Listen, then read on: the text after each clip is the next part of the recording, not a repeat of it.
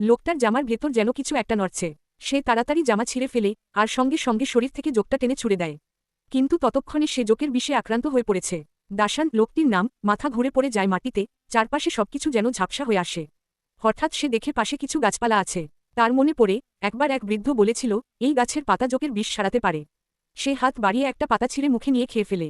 অচেতন হয়ে পড়ার আগে সে দেখতে পায় কেউ একজন তার দিকে হেঁটে আসছে। সে আর কেউ নয়, তার 7 বছর ধরে খুঁজে ফেরা প্রেমিকা।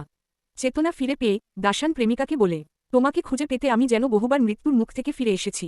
কিন্তু মেয়েটি তার প্রতি একদম ঠান্ডা আচরণ করে। বাড়ির বাইরে এসে দাশান দেখে মেঝের একদিক ভেঙে বালিতে পরিণত হয়েছে। এই সময় এক পুরুষ বেরিয়ে আসে। মেয়েটি তাকে পরিচয় করিয়ে দেয়, উনি ক্যাপ্টেন, আমাদেরকে নিরাপদ আশ্রয়ে নিয়ে যাবেন।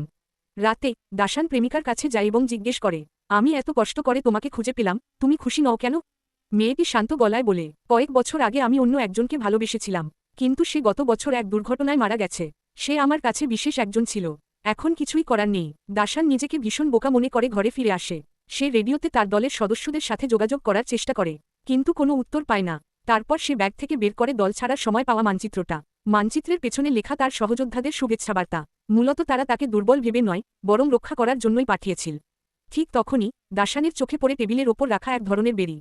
সে নিজের নোটবুক খুলে দেখে এটাই সেই বিষাক্ত ফল যা তার বন্ধু শাওহেই তাকে খেতে নিষেধ করেছিল। তৎক্ষণাৎ সে বুঝে যায় ক্যাপ্টেনের মধ্যে নিশ্চয়ই কিছু গোলমাল আছে। সে দৌড়ে গিয়ে প্রেমিকাকে জানায়, কিন্তু তখনই পিছন থেকে কেউ তাকে আঘাত করে অজ্ঞান করে ফেলে। জ্ঞান ফেরার পর সে দেখে সে বাধা অবস্থায় আছে। আসলে সেই ক্যাপ্টেন আর তার লোকজন জলদস্যু।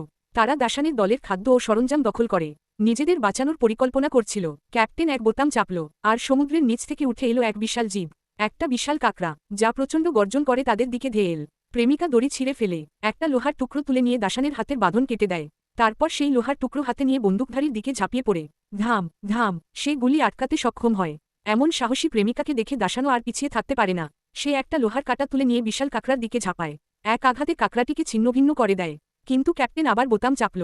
আসলে কাকড়ার গায়ে বৈদ্যুতিক শৃঙ্খল বেঁধে তাকে নিয়ন্ত্রণ করছিল তারা। কাকড়া তার বড় চ্যাপার মতো হাত দিয়ে দাশানের পা চেপে ধরে তাকে মুখে টেনে নেওয়ার উপক্রম।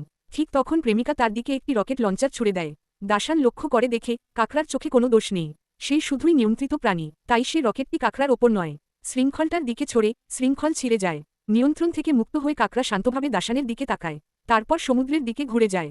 সে জলদস্যুদের নৌকার দিকে ছুটে গিয়ে সেটি ধ্বংস করে ফেলে। শেষ দৃশ্যে দাশান ও তার প্রেমিকা একে অপরকে বিদায় চুম্বন দেয়। দাশান তার দলমেতেদের কাছে ফিরে যায় এবং সবাইকে নিয়ে নিরাপদ